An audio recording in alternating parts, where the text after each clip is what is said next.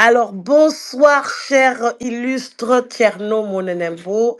Merci beaucoup d'être sous le manguier avec nous. Et littéralement, vous êtes sous le manguier, n'est-ce pas? Tout à fait. Alors, merci beaucoup. Je suis en ligne ici. On vient de démarrer la session. Je suis très honorée de vous avoir avec nous. Je suis avec notre chère Oumou Haïri Diallo. Je vous en ai parlé hier.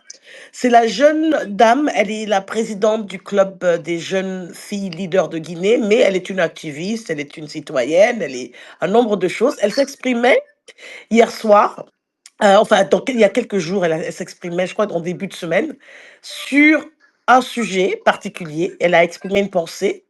Et ce tweet qu'elle a fait a suscité des réactions qui allaient toutes à peu près dans le même sens et qui étaient toutes de la jante masculine. Alors, je vous ai invité parce que vous avez un franc-parler, on vous connaît. Et je me rappelle l'année dernière, en 2023, je crois que vous avez fait un article dans Le Point et vous avez parlé de la Guinée, l'enfer pour les femmes. N'est-ce pas, monsieur Noumonenembo? Tout à fait. Ok. Ok, donc je veux juste pour ceux qui ne connaissent pas l'historique, pourquoi je vous ai choisi, parce que apparemment ils vous connaissent que sur des sujets politiques, alors que moi je vous connais en tant que écrivain, romancier, intellectuel, grande critique des tares de notre société, et vous vous êtes penché sur la condition de la femme. Alors notre jeune Houmraïli va elle-même expliquer ce qui s'est passé, et maintenant je voudrais votre parce on lui a dit, hein, on lui a dit que elle n'a rien compris, elle a mal compris la culture, etc. etc. Elle va exprimer, s'expliquer avec ses propres mots. Et je vous en prie, écoutez juste un tout petit peu, je vous donne la parole juste après elle. Ça vous va? Oui, j'entends. Très bien, ok. Donc, Oumraïli, tu as la parole. Oumraïli, qu'est-ce qui s'est passé, s'il te plaît? Explique-nous un peu l'historique. Merci, Tanti Maria. Bonjour, je vais appeler mon oncle papa, Thierry Bonnet Bosé, un honneur de vous avoir dans ce space.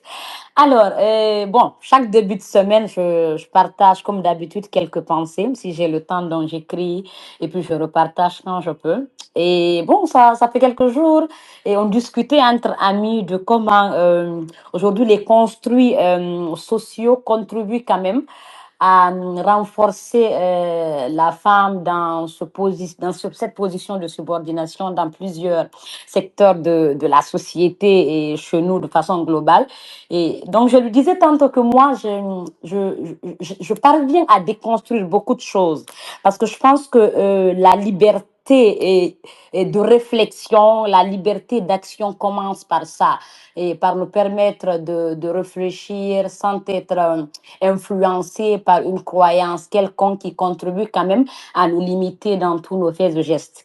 Et donc, moi j'ai grandi avec cette expression en famille, hein, et plus la femme elle souffre dans le foyer, plus elle est patiente, plus elle pardonne toutes les dérives du mari, et mieux les enfants sont bénis.